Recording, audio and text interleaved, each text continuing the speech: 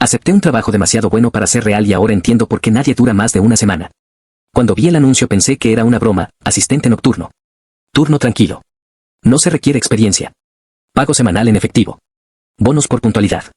Lo habían publicado en un grupo local de Facebook, de esos donde la gente vende muebles y pregunta por gasfiteros.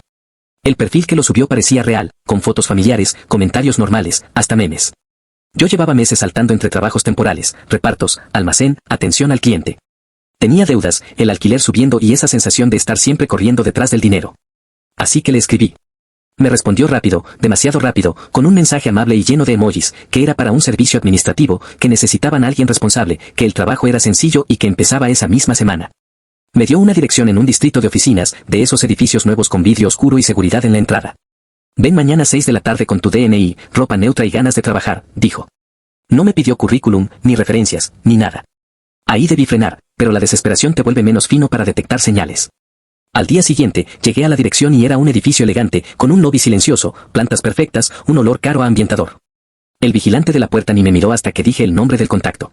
Entonces alzó la ceja, revisó una lista impresa y me dejó pasar como si yo ya estuviera esperado.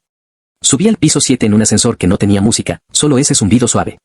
Me recibió un hombre de unos 40 y tantos, camisa blanca, sonrisa cansada. Se presentó como Julián. Me habló como si me conociera. Perfecto, llegaste puntual. Eso ya te pone por encima del promedio. Me hizo pasar a una oficina pequeña, con una mesa, 2 sillas y una laptop cerrada. Me explicó lo básico, yo iba a ser encargado de soporte nocturno, de 7 de la tarde a 3 de la mañana. En teoría, el edificio tenía varias empresas que trabajaban de día, y por la noche quedaban sistemas encendidos, entregas y movimientos internos. Mi tarea era supervisar un cuarto de control en el piso 5, contestar un teléfono interno, registrar en una planilla cualquier visita, recibir paquetes y dejarlos en un casillero, y sobre todo seguir un protocolo exacto. Hablaba de protocolos con una seriedad rara, como si estuviera describiendo un laboratorio. Me dijo que el pago era alto porque el horario era incómodo y porque la gente no aguanta. Esa frase me dio risa nerviosa. Yo pensaba, claro, nadie aguanta porque es noche, no por otra cosa. Firmé un contrato corto, de esos de una página con letra grande y cláusulas genéricas. Me dieron una tarjeta de acceso temporal y un número de WhatsApp por si había emergencias. Antes de irse, Julián dijo algo que se me quedó pegado, no improvises. Si algo te parece raro, igual lo haces como está escrito. Es la única forma de terminar la semana. Me dejó solo con una carpeta plástica que decía procedimientos turno-noche, y una llave pequeña con una etiqueta, QC3. La carpeta tenía instrucciones simples al inicio, y luego otras, demasiado específicas. Tipo, si a las 23:40 suena el timbre del pasillo C, no respondas hasta el tercer timbrazo. Si llega un sobre sin remitente, no lo abras. Colócalo en el casillero 4. Si la pantalla 2 muestra estática, apaga y espera 30 segundos, no más. Yo me reí otra vez, pensando que era una forma exagerada de control. A las 7:05 de la tarde bajé al piso 5. El cuarto de control era estrecho, sin ventanas, con 3 monitores, una silla giratoria vieja, un teléfono fijo y un cuaderno de registros. La puerta cerraba con un clic firme. Apenas me senté, el teléfono sonó. Contesté, esperando a alguien del edificio, y una voz grabada dijo, turno iniciado. Confirma lectura del protocolo. Me quedé en silencio, como un tonto. Volvió a sonar y repetía lo mismo. Busqué en la carpeta y encontré la respuesta exacta, protocolo leído y comprendido. Lo dije en voz alta. Hubo un pitido, y la línea se cortó. Me recorría una mezcla rara de vergüenza y emoción, como cuando de niño haces algo prohibido pero sale bien. Y ahí, justo ahí, cuando ya iba a pensar que trabajo más fácil, el monitor 1 encendió una notificación, entrega programada 20:30. Pasillo B. Nadie me había dicho de entregas programadas. Abrí el cuaderno, vi entradas de días anteriores con letra distinta, y todas terminaban igual, salida 3. Sin incidentes. Pero algunas tenían manchas de café, tachones, y una frase repetida en 2 páginas, no mires el pasillo lo leí 2 veces, porque pensé que era broma de alguien para asustar al nuevo. A las 8:30, escuché el timbre de un ascensor cercano. La cámara del pasillo B mostró a un hombre con gorra, cargando una caja mediana. Él miraba al suelo, como si supiera exactamente dónde estaba cada cámara. Se detuvo frente a una puerta metálica con un letrero, almacén. Esa puerta, según el plano del protocolo, no debía abrirse de noche. Sin embargo, en la carpeta decía, recibir caja de proveedor nocturno. No hablar. No hacer preguntas. Registrar, material de limpieza, punto. Yo estaba por levantarme cuando la cámara se quedó en negro por un segundo.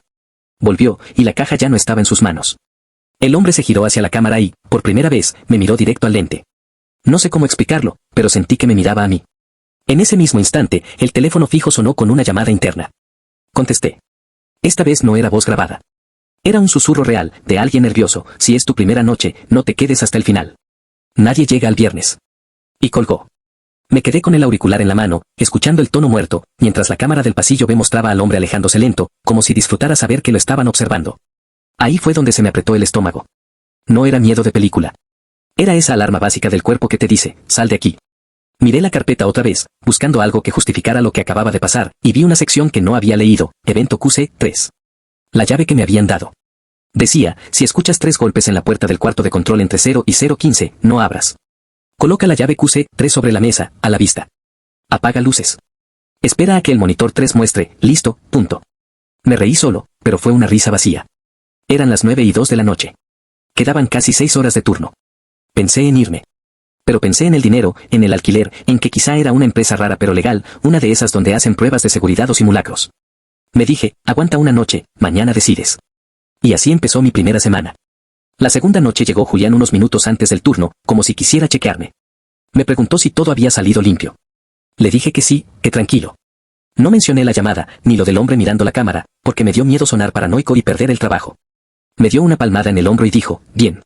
Entonces vas a durar más que el último. Quise preguntarle por el último, pero se fue. Esa noche, a las 23:40, sonó el timbre del pasillo C. Me acordé de la regla del tercer timbrazo. Esperé. Timbrazo 1. 2. 3. Cuando recién me levanté, el timbre se apagó.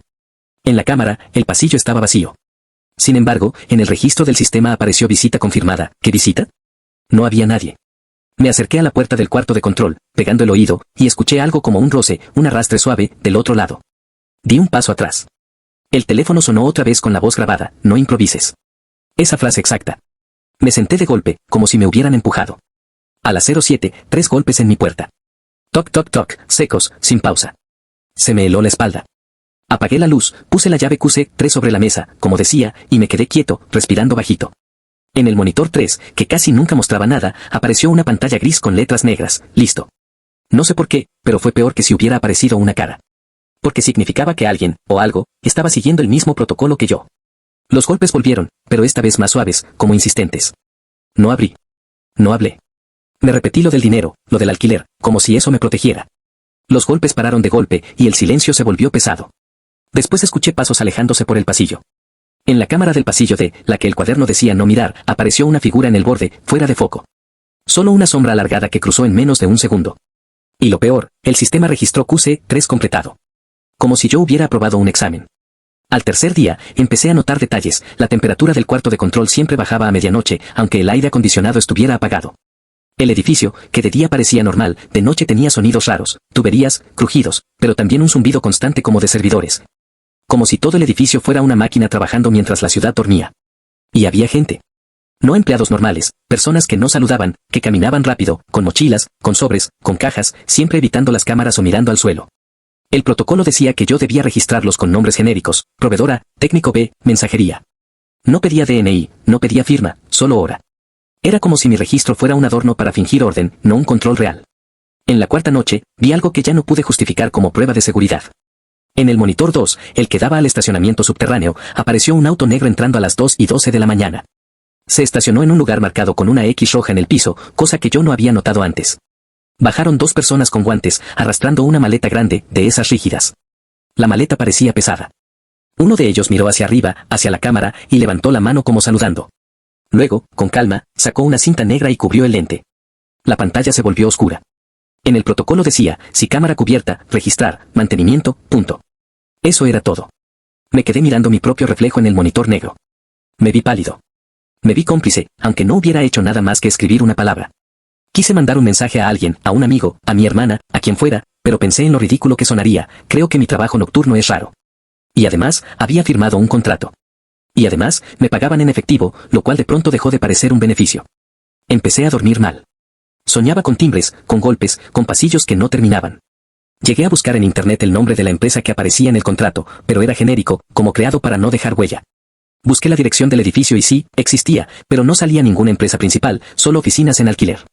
Ese tipo de lugares donde puede operar cualquiera sin llamar la atención.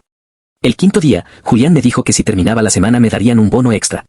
Me miró fijo cuando lo dijo, como retándome. La mayoría se va antes del jueves, comentó. Le pregunté por qué. Sonrió, como si yo hubiera contado un chiste, y dijo, porque no saben seguir instrucciones simples. Esa respuesta me molestó, porque yo sí la seguía, y aún así me sentía cada vez peor. Esa noche, entre 11:50 y medianoche, la carpeta tenía una regla nueva pegada con cinta, como añadida a último momento: si alguien te llama desde EXT-09, no contestes. Deja sonar hasta que pare. No había explicación. A las 11:58, sonó el teléfono. En la pantalla se leía EXT-09. Me quedé quieto. Sonó. Sonó. En la quinta llamada perdida, el monitor 1 mostró un mensaje que no parecía del sistema: ¿te gusta este trabajo? Era texto blanco sobre fondo negro. Yo no lo toqué. No hice nada. El teléfono siguió. En la 10ª llamada, se detuvo. Y de inmediato escuché un sonido que me congeló, un susurro, pero no por el teléfono, sino detrás de mí, dentro del mismo cuarto. Como si alguien hubiera exhalado cerca de mi oreja. Me giré con el corazón golpeándome en la garganta. No había nadie. La puerta estaba cerrada. Revisé el picaporte, firme. Las paredes, lisas. No había donde esconderse. Me obligué a respirar y mirar los monitores.